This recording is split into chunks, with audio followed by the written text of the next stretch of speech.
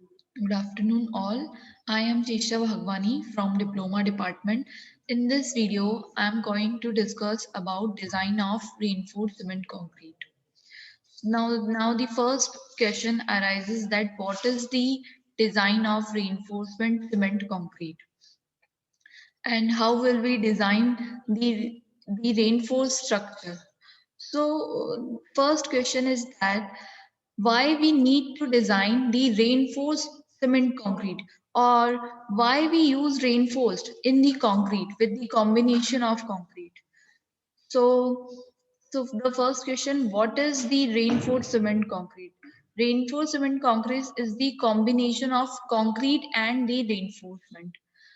The complete combination resists the bending moment. जो आपका RCC structure होता है हमें उसकी जरूरत क्यों पड़ी जब हम कंक्रीट को ही as a construction material use कर रहे थे तो हमने स्टील को कंक्रीट के साथ कंबाइन करके अपना स्ट्रक्चर डिजाइन क्यों किया बिकॉज जो आपका कंक्रीट होता है उसकी ऐसी टेंडेंसी होती है कि वो केवल आपका कंप्रेशन को ही रेजिस्ट कर सकता है it is resist only compression but steel as we all know steel is good in tension steel आपका अगर आपने कभी भी स्टील अगर आपने देखा होगा तो अगर हम उसको एक्सपेंड करेंगे खींचेंगे तो वो डक्टाइल प्रॉपर्टी दिखाएगा ductile means it expand easily with a certain load तो वो किसी लोड के साथ क्या होगा एक्सपेंड होगा तो यानी हम ये कह सकते हैं कि वो टेंशन में अच्छा है तो टेंशन एंड कंप्रेशन दोनों की कॉम्बिनेशन जब कोई मटेरियल रेजिस्ट करता है दैट कॉम्बिनेशन आपका कहलाता है RCC structure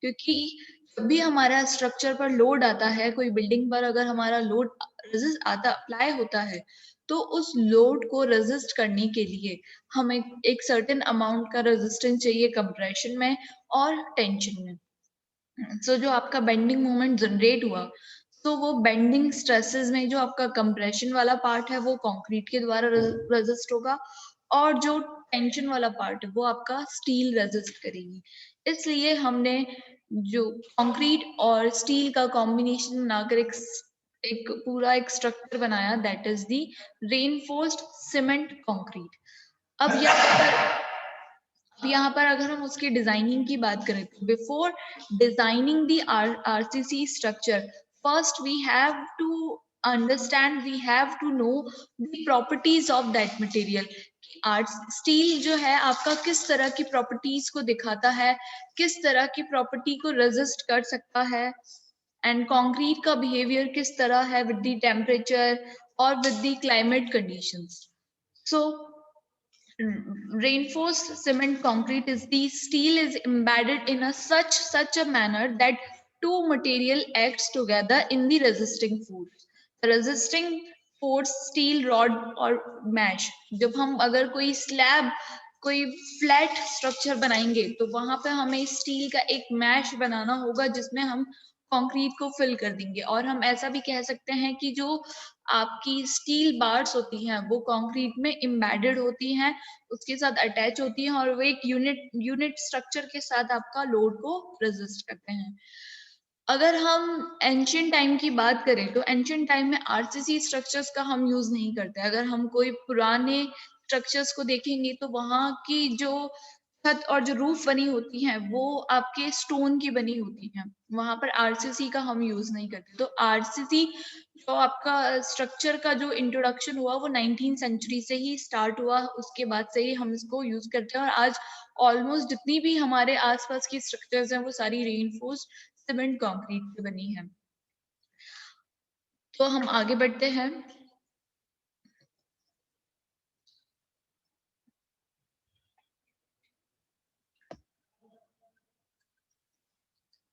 now the second is concrete classification हम जो अपनी रेनफोर्स सीमेंट रेनफोर्स स्ट्रक्चर्स में जो कंक्रीट हम यूज करते हैं that are the plain cement concrete reinforced cement concrete pre-stressed concrete or precast concrete concrete is the mixture of fine aggregates coarse aggregate cement and water अगर हम उसमें concrete जो हमारा स्ट्रक्चर कंक्रीट से हमने जो स्ट्रक्चर बनाया उसमें अगर हमने स्टील को यूज नहीं किया है तो वो जो स्ट्रक्चर होगा और वो जो हम कंक्रीट करेंगे that is the plane cement concrete. अगर हमने कंक्रीट में रेनफोर्स्ड को यूज किया है यानी स्टील बार्स को हमने यूज किया है that is the reinforced cement concrete. And third one is pre stress concrete. Pre stress concrete आपका एक टेक्निक है जिसमें हम कंक्रीट जब बनाते हैं, जब कंक्रीट का मिक्सचर बनाते हैं हम, तो बिफोर अप्लाइंग द लोड हम उसमें पहले से ही स्ट्रेसेस को जनरेट कर देते हैं।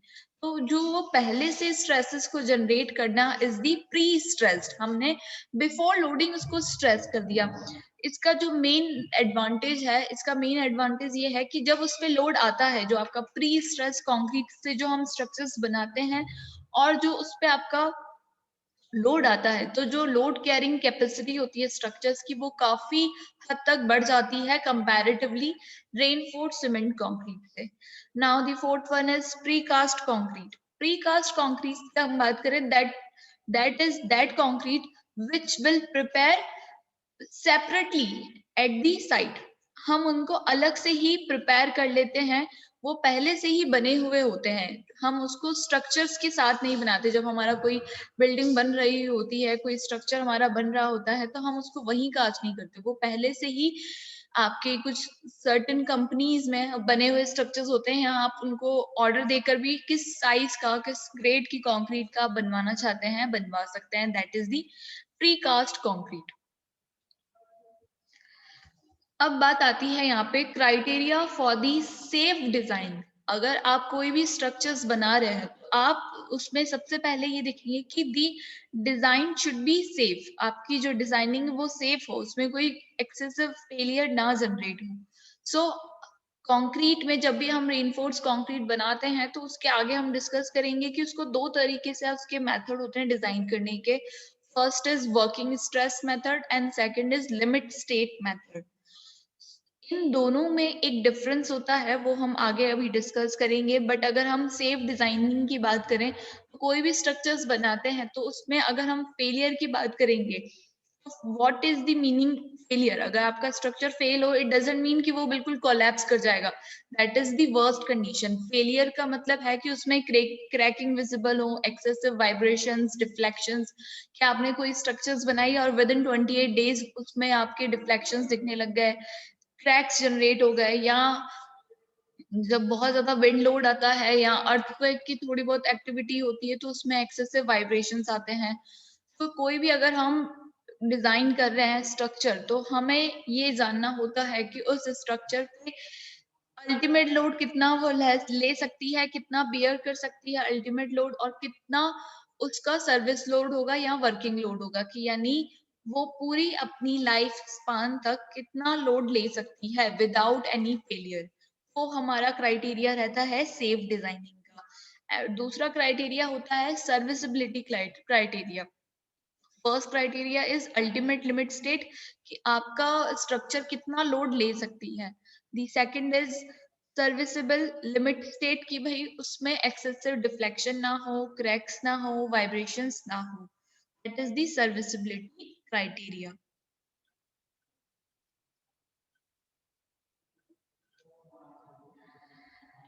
अब अगर हम बात करें कैरेक्टरिस्टिक्स एंड डिजाइन लोड, जो भी आपका स्ट्रक्चर पे लोड आता है वो कॉम्बिनेशन होता है मल्टीपल लोड्स का, dead load, live load, earthquake load, wind load. तो जो भी आपकी स्ट्रक्चर्स होती है हम उसको डिजाइन करते हैं एक सर्टेन लोड के लिए, that load is known as design load. Design load आपका होता है कि हम इस लोड को कंसिडर करके कि आपका बिल्डिंग इतने लोड के लिए बनाई जा रही है, वो इतना लोड आपका रेजिस्ट कर सकती है। The characteristics or service load are the actual load that the structure is designed to carry. कि कितना आपका structure load carry कर सकता है. These are normally thought of as the maximum load which will not be exceed during the life of the structure. जो आपका characteristics और design load होता है, हम ऐसा मानते हैं कि ये स्ट्रक्चर एक मैक्सिमम लोड है। हालांकि हम फैक्टर ऑफ सेफ्टी को भी कंसिडर करके चलते हैं कि अगर हम जो मैक्सिमम स्ट्रक्चर लोड ले सकती है उसके लिए अगर हम डिजाइन करें और अगर मान लीजिए वो लोड आ जाता है आपका उस स्ट्रक्चर पर, तो दैट मीन्स वो स्ट्रक्चर उस टाइम पे फेल हो जाएगा। बट जो हम मैक्सिमम कंसिडर करते हैं और जिसके लिए हम डिजाइन करते हैं, उसमें हम फैक्टर ऑफ सेफ्टी यूज करते हैं और उस लोड को थोड़ा कम कर देते हैं कि आपकी स्ट्रक्चर वहां तक रीच कर जाएगी लेकिन फेल नहीं होगी, बट वो मैक्सिमम लिमिट हम उसको कंसिडर करते हैं ताकि पूरी लाइफ स्पान तक जो उसकी बिल्डिंग की लाइफ है उस तक वो सेफली बियर कर सके।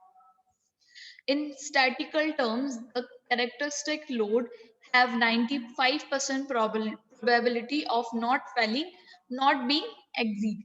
यानी कि अगर हम एक डेफिनेशन की बात करें कि हम किस लोड को डिजाइन लोड मानेंगे, तो वो आपका होगा कि 95% प्रोबेबिलिटी की किसी लोड की 95% चांसेस हैं कि वो उस लोड को कभी भी आप पूरी लाइफ स्पान में उस बिल्डिंग पर इस अमाउंट से ज्यादा लोड नहीं आएगा। उसकी जो चांसेस है, जो प्रोबेबिलिटी है, वो कितनी है? 95%। तो that term represent the design load. Now properties and the design strength. अगर हम बात करें कि आप किस हिसाब से ये डिसाइड करेंगे कि भाई आपकी कंक्रीट की ये डिजाइन स्ट्रेंथ है, तो इसके लिए एक हम टेस्ट करते हैं with the help of UTM, universal testing machine, जिसमें हम कंक्रीट के ब्लॉक्स बनाते हैं और उन ब्लॉक्स को 28 डेज के लिए सेटल होने के रख देते हैं, क्यूरिंग करते हैं। देन उसके बाद हम यूटीएम की हेल्प से उसकी कंप्रेसिव स्ट्रेंथ निकालते हैं। दैट स्ट्रेंथ, इसका टेस्ट करने के लिए हम इसमें 100 सैंपल्स बनाते हैं। 100 सैंपल्स बनाएंगे जिसमें आपकी जो कंक्रीट के ब्लॉक्स बनेंगे उनकी साइज होती है 150 into 150 into 150। As per the American standards ये क्यूबिकल ना बनाकर सिलेंडर हम यूज करते हैं, सिलेंड्रिकल शेप हम बनाते हैं जिसकी साइज होती है, उसका डाया होता है 150 mm और जो हाइट होती है वो 300 mm होती है। But in the Indian standards हम यहाँ पे 150 इंटू 150 इंटू 150 क्यूब यूज करते हैं और इस तरीके से हम एक मिक्स से, एक कंक्रीट मिक्स से 100 क्यूब्स बनाते हैं ऑफ साइज 150 mm का क्यूब। हम इतनी साइज के क्यूब्स बनाते हैं। देन उसको हम 28 डेज के लिए उसको स्ट्रेंथ गेन करने का टाइम देते हैं, उसकी क्यूरिंग करते हैं। देन आफ्टर हम उसके बाद यूटीएम टेस्टिंग मशीन से, यूनिवर्सल टेस्टिंग मशीन से हम उसकी कंप्रेसिव स्ट्रेंथ निकालते हैं।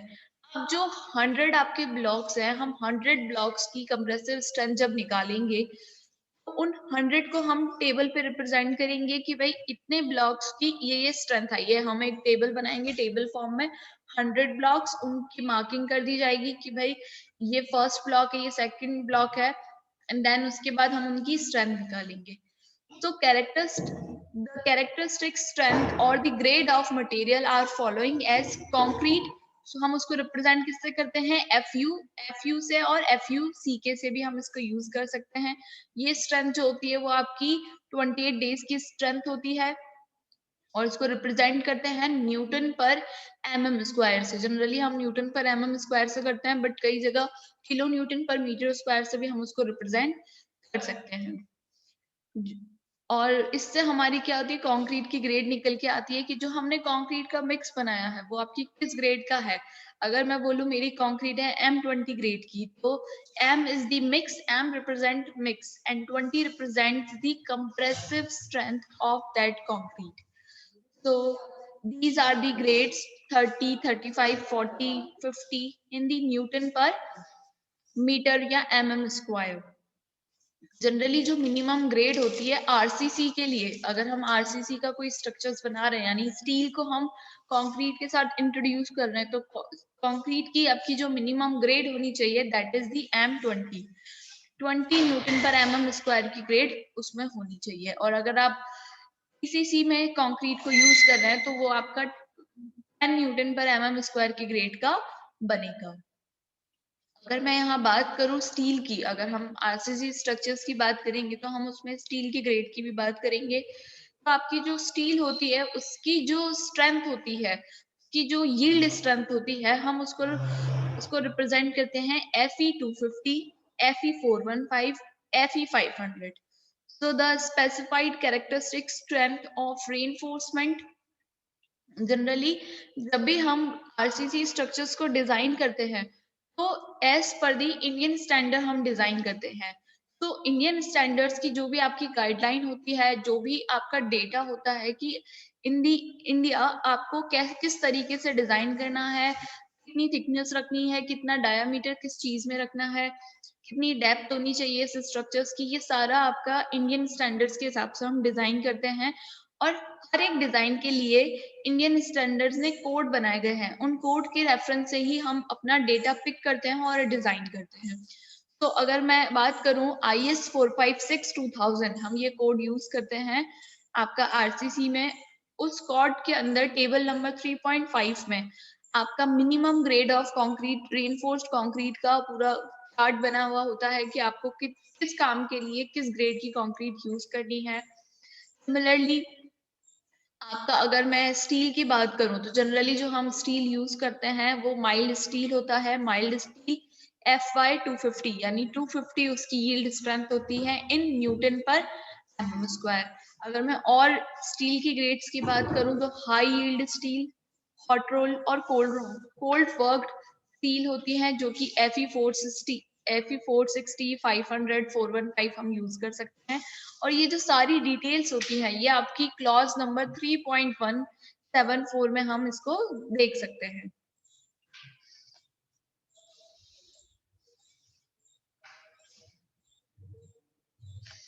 अब अगर मैं बात करूं फैक्टर ऑफ सेफ्टी की in the ultimate limit state designing में, अगर मैं फैक्टर ऑफ सेफ्टी की बात करूं, जैसा कि मैंने आपको बताया कि जब भी हम कोई स्ट्रक्चर डिजाइन करते हैं तो एक मैक्सिमम सर्टेन लोड के लिए डिजाइन करते हैं। लेट सपोज मैंने कहा कि ये मेरी बिल्डिंग है, 5 फ्लोर की बिल्डिंग बनी हुई है और ये मैक्सिमम आपका 200 न्यूटन पर एमएम स्क्वायर लोड ले सकती है।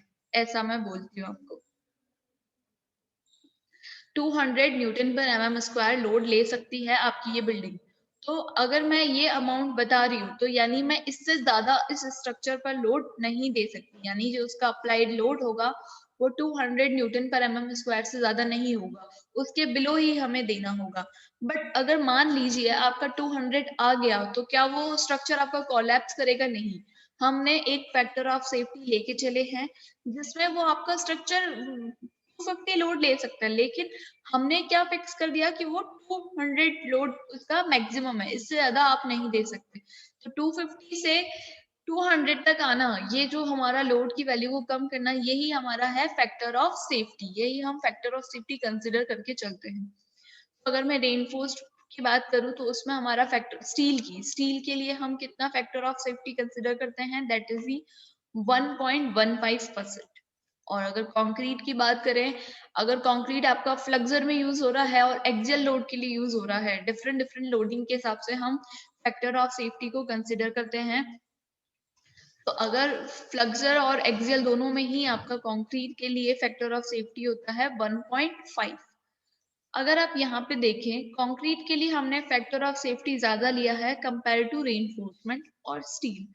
ऐसा इसलिए है क्योंकि रेनफोर्समेंट जो कंक्रीट स्टील जो आपका बनता है वो कंपनीज में मतलब रेडीमेड आपका बना बनाया मिलता है, और तो उसमें क्या होता है डेविएशन या उसकी जो प्रॉपर्टीज में ज्यादा वेरिएशन नहीं होता है, वो अनसर्टेन प्रॉपर्टीज नहीं देती। लेकिन अगर हम कंक्रीट की बात करें तो कंक्रीट की प्रॉपर्टीज में बहुत ज्यादा फ्लक्चुएशन रहता है, बहुत ज्यादा वेरिएशन रहता है। अगर आप कंक्रीट बहुत ज्यादा हाई टेम्परेचर या समर में आप कंक्रीट बना रहे हैं तो उसकी स्ट्रेंथ अलग आएगी, और अगर आप विंटर्स में कंक्रीट बना रहे हैं तो उसकी स्ट्रेंथ अलग आएगी। इसलिए हम उसमें फैक्टर ऑफ सेफ्टी ज्यादा मानकर चलते हैं।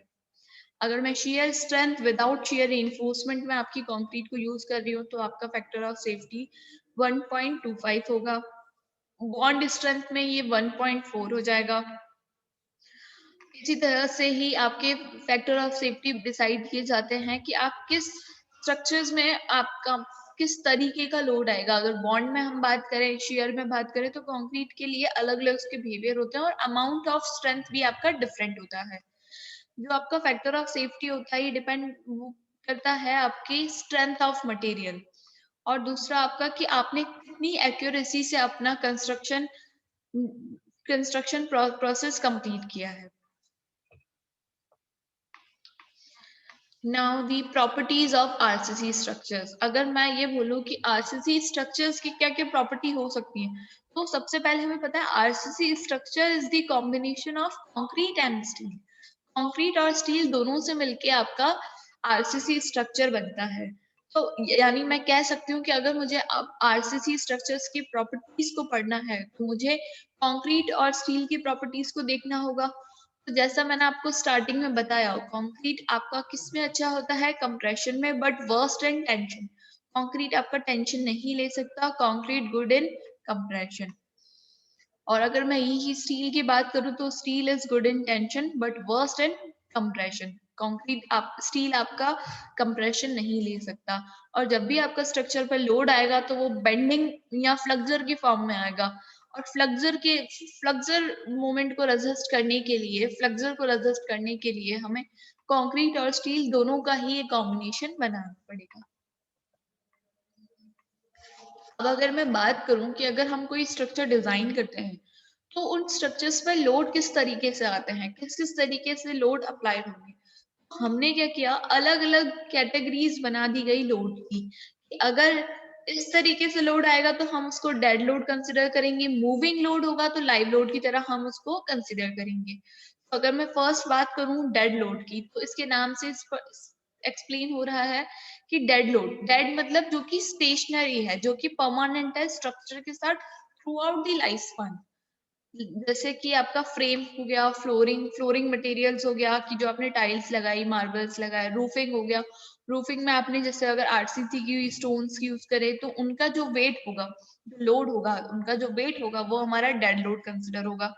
प्लम्बिंग हो गई, बहुत सारी जो भी आपका, अगर अगर मैं एक बात करूँ, एक स्कूल की बात की जाए तो स्कूल के क्लासरूम में अगर मैं डेड लोड कंसिडर करूंगी तो वहां पे जितना भी फर्नीचर रखा होगा, tables, black board, fan, doors, windows, that all are considered in the dead load, क्योंकि वो through out the life span उस स्ट्रक्चर के साथ अटैच रहेगा, वो कहीं मूव नहीं करेगा। That is the dead load. अगर मैं बात करूं लाइव लोड की, लाइव लोड आपका होता है जो कि मूविंग है। अगर हम एक क्लासरूम में बैठकर क्लास ले रहे हैं तो हमारा जो लोड है, हमारा जो वेट है, एट प्रेजेंट टाइम हमारा उस क्लासरूम में है। आफ्टर दी क्लास हम वहां से बाहर निकल जाएंगे तो वो लोड वहां से हट जाएगा, यानी वो लाइव लोड है, वो मूव कर रहा है। Weight of a person, movable partitions, dust loads, weight of furnitures. Furnitures जो आपका जो लोड है, समटाइम्स हम उसको डेड लोड में भी कंसिडर कर सकते हैं। जैसे अगर मैं बात करूं, कोई वर्कशॉप लैब है तो जो वहां पे मशीन्स होंगी वो परमानेंटली फिक्स कर दी जाती है, लेकिन कुछ मशीन्स होती है जो कि मूवेबल होती है। तो इसलिए जो वेट ऑफ फर्नीचर है वो आप डेड लोड में भी कंसिडर कर सकते हैं और लाइव लोड में भी उसको कंसिडर कर सकते हैं। स्नो लोड आप अगर इजीली समझ सकते हैं कि जहां स्नोफॉल होता है वहीं पर हम स्नो लोड को कंसिडर करते हैं, क्योंकि कई बार रूफ टॉप पे पूरी पूरी रात स्नोफॉल होता है तो रूफ टॉप पे काफी ज्यादा लोड आ जाता है स्नो का, इसलिए हम वो लोड भी कंसिडर करते हैं, accumulated snow over the roof. But आप ये समझ सकते हैं कि ये लोड हम किस हिसाब से अपने स्ट्रक्चर पे कंसिडर करेंगे।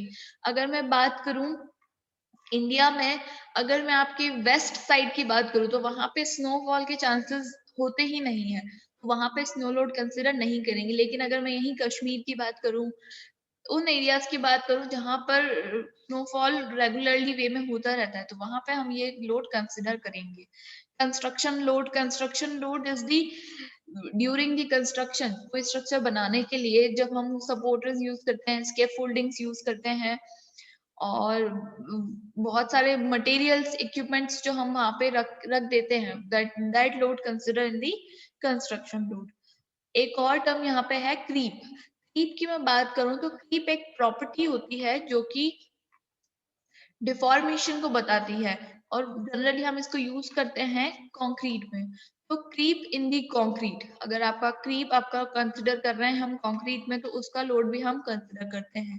Basically creep is the deformation with respect to time, time के साथ जो आपका डिफॉर्मेशन आता है हम उसको क्रीप कंसिडर करते हैं। Now next is earthquake load.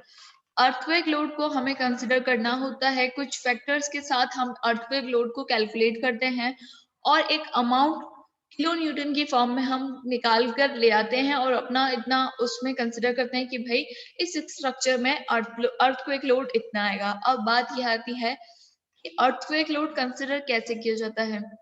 तो अगर हमें अर्थक्वेक लोड कैलकुलेट करना है तो इंडिया में एज पर दी इंडियन स्टैंडर्ड्स इंडिया को हमने 5 जोन में डिवाइड किया है according to the earthquake zone. Earthquake के हिसाब से 5 जोन में डिवाइड किया है कि भाई फर्स्ट जोन जिसमें सबसे ज्यादा अर्थक्वेक आता है, जिसमें अर्थक्वेक की इंटेंसिटी सेकंड जोन में कम है या मॉडरेट है, तो इस तरीके से हमने 5 जोन बना दिए हैं।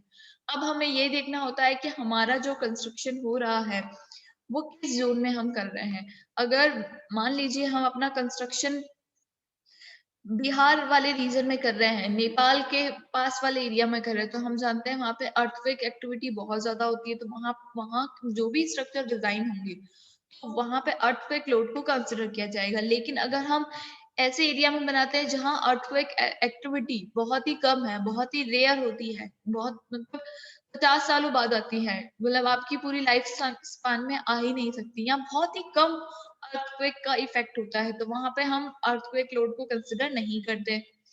Next is earth pressure.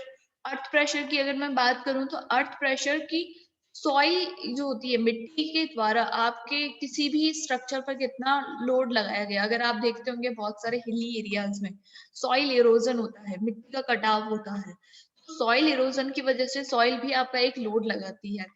Force cause due to horizontal और vertical movement of a building. अगर आप ये बिल्डिंग में बात करेंगे तो कई बार आपका बिल्डिंग का हॉरिजॉन्टल और वर्टिकल मूवमेंट होता है। ये किस तरीके से होगा, मान लीजिए आपका बिलो दी बिल्डिंग आपका अर्थक्वेक जनरेट हुआ, तो उस अर्थक्वेक जनरेशन की वजह से स्ट्रक्चर्स में आपका हॉरिजॉन्टल मूवमेंट आएगा, तो उस हॉरिजॉन्टल मूवमेंट को रोकने के लिए भी हम अर्थक्वेक अर्थ प्रेशर को एक फैक्टर को कंसिडर करते हैं। इसकी एक थ्योरी होती है एक्टिव अर्थ प्रेशर थ्योरी, हम उससे इसका अमाउंट कैलकुलेट करते हैं। Now next is water pressure. Water pressure आपका यूज किया जाता है वाटर टैंक्स और डैम में। अगर आप कोई स्ट्रक्चर बना रहे हैं, डैम बना रहे हैं, तो डैम की वॉल्स पे, डैम हम क्यों बनाते हैं, वाटर को रिटेन करने के लिए, कि वाटर पास ना हो, हम उसको रिटेन कर दिया जाए और स्टोर कर सकें। तो वहां पर आपका वाटर जो होता है वो बहुत हाई अमाउंट में वॉल्स पर आपका प्रेशर लगाता है, that pressure is known as water pressure. या अगर आप कोई वाटर टैंक बना रहे हैं, वाटर टैंक की वॉल्स पे जो उसकी पेरिफेरी है उस पे आपका प्रेशर जनरेट होता है, that is also water pressure. Now next is wind pressure. अगर मैं विंड प्रेशर की बात करूं तो विंड प्रेशर आपका विंड लोड आपका हम कंसिडर करते हैं जहां पे विंड इंटेंसिटी बहुत ज्यादा होती है। जो आपके कोस्टल एरियाज होते हैं वहां पे विंड इंटेंसिटी बहुत ज्यादा होती है, तो वहां पे हम कंसिडर करते हैं। Thrust of wind on high rise building. ध्यान रखना जितनी बिल्डिंग की हाइट ज्यादा होगी आपका विंड लोड कंसिडर करना ही होगा। जितनी ज्यादा हाइट पे होगा विंड इंटेंसिटी ज्यादा होती है, इसलिए हम उसको कंसिडर करते हैं। और जो विंड लोड होता है आपका वो वर्टिकल वे में नहीं होता, वो आपका हॉरिजॉन्टल वे में हम कंसिडर करते हैं। एक और बात यहाँ पे हमेशा ध्यान रखने की है, जो कि हम आगे जब हम प्रॉपर इन डेप्थ डिजाइनिंग करेंगे तो वहां पे हम ये चीज मेंशन करते हैं कि जो विंड लोड होता है और अर्थक्वेक लोड होता है, कभी भी एक स्ट्रक्चर पे अगर आप कोई सी भी स्ट्रक्चर बना रहे हैं, चाहे कोई बिल्डिंग बना रहे हो, ब्रिज बना रहे हो, डैम बना रहे हो, कोई भी स्ट्रक्चर में आपका विंड लोड और अर्थक्वेक लोड साथ में कंसिडर नहीं किया जाता है। या तो आपको अर्थक्वेक लोड कंसिडर होगा या फिर विंड लोड आपका कंसिडर किया जाता है as per the Indian standard. Now next is wave load.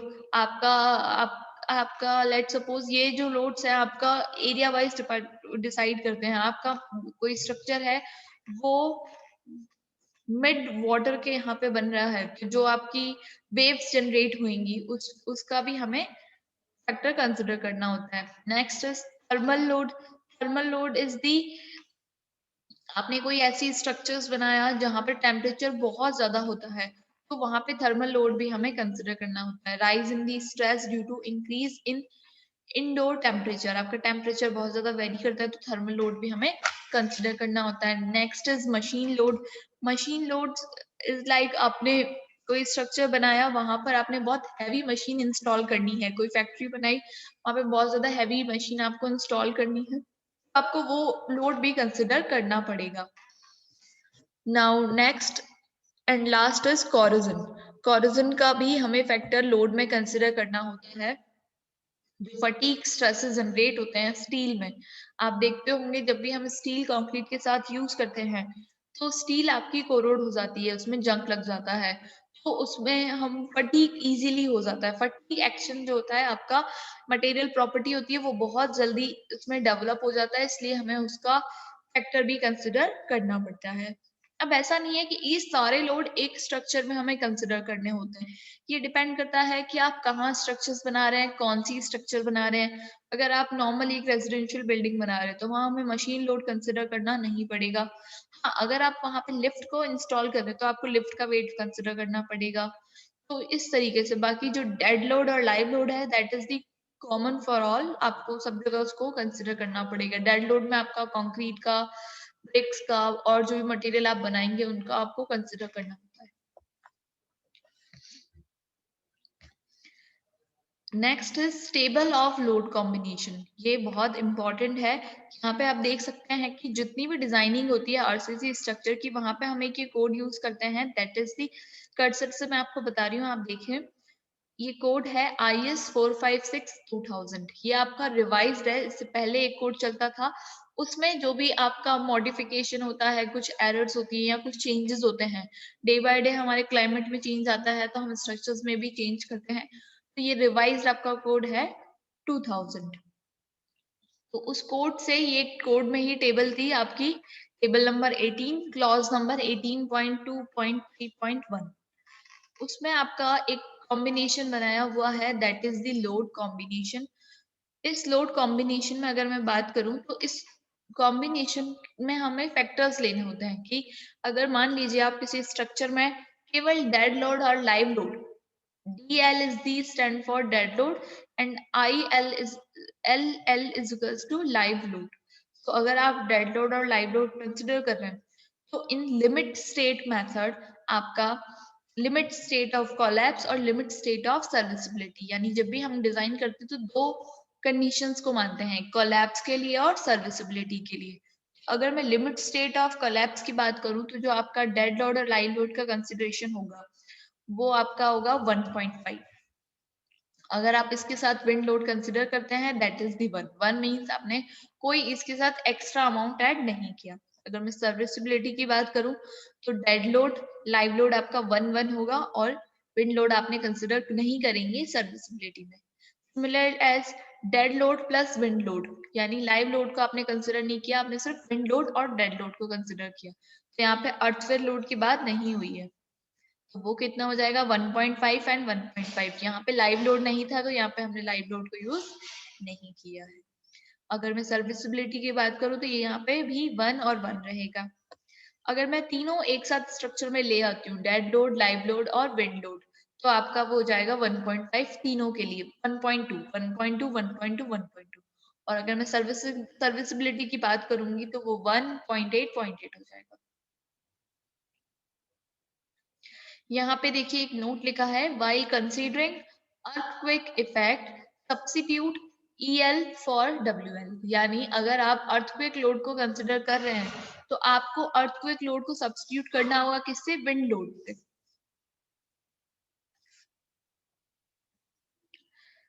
Now next is design of any structure is done by two method। अगर आप कोई भी RCC स्ट्रक्चर बनाना चाहते हैं, अगर RCC स्ट्रक्चर्स को आप डिजाइन करना चाहते हैं तो दो मेथड आप यूज कर सकते हैं, वर्किंग स्ट्रेस मेथड और लिमिट स्टेट मेथड। ये दोनों ही, इसमें जो ज्यादा ओल्डेस्ट मेथड है वो आपका वर्किंग स्ट्रेस मेथड है। बहुत पहले अपन वर्किंग स्ट्रेस मेथड ही यूज करते थे, फिर उसके बाद उसका थोड़ा सा अच्छा मेथड आ गया that is the limit state method. अच्छा इसलिए बोला गया क्योंकि ये मोस्ट इकोनॉमिकल मेथड है, या ये कह सकते हैं कि लिमिट स्टेट से ज्यादा इकोनॉमिकल है। इकोनॉमिकल, आप जो भी डिजाइनिंग करते हैं, देखो इस दोनों मेथड आपके सेफ है, वर्किंग स्ट्रेस मेथड सेफ है और लिमिट स्टेट मेथड भी सेफ है। बट अगर मैं बोलूं कि मैं लिमिट स्टेट से बनाना चाहती हूँ तो मेरा जो कॉस्ट ऑफ कंस्ट्रक्शन है वो वर्किंग स्ट्रेस मेथड से कम आएगी, बिकॉज ये इकोनॉमिकल है, यानी जो मटेरियल हम यूज करते हैं वो कम यूज करते हैं और हम जो स्ट्रेसेस की कैलकुलेशन करते हैं वो हम उसके एक्सट्रीम लेवल तक हम उसको यूज करते हैं। लेकिन वर्किंग स्ट्रेस में अगर कोई मटेरियल 100 किलो न्यूटन पर मीटर स्क्वायर का लोड ले सकती है, तो हम उसको 100 ना यूज ना करके 50 या 60 तक यूज करेंगे। लेकिन लिमिट स्टेट में अगर 100 है तो 100 का हम 80, 85, 90 तक हम उसको यूज कर सकते हैं। तो इसलिए हमने उसके ज्यादा स्ट्रेस को यूज किया, हमने कम सेफ्टी को कम लेके चले। तो इसलिए लिमिट स्टेट मेथड जो होता है हमारा इकोनॉमिकल होता है, इसमें कॉस्ट हमारी कम आती है। अगर हम बात करें यहाँ पे वर्किंग स्ट्रेस मेथड और लिमिट स्टेट मेथड की, तो फैक्टर ऑफ सेफ्टी हम ज्यादा किस में मानते हैं? वर्किंग स्ट्रेस मेथड में।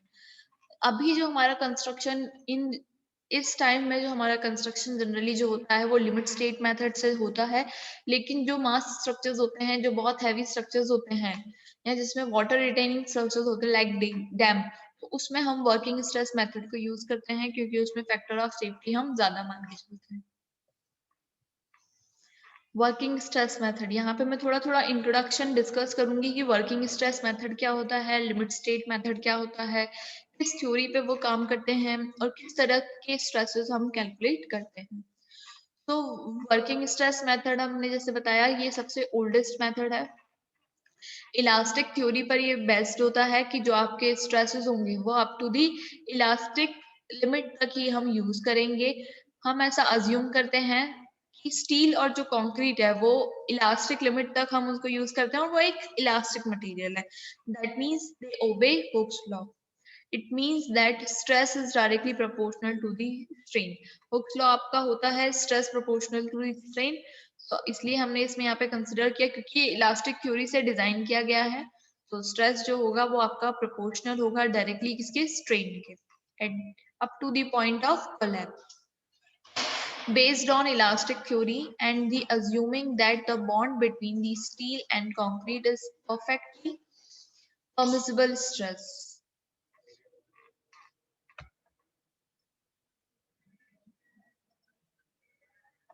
डाउनलोड्स में नहीं है, मुझे भी कह रहे थे कि जहाँ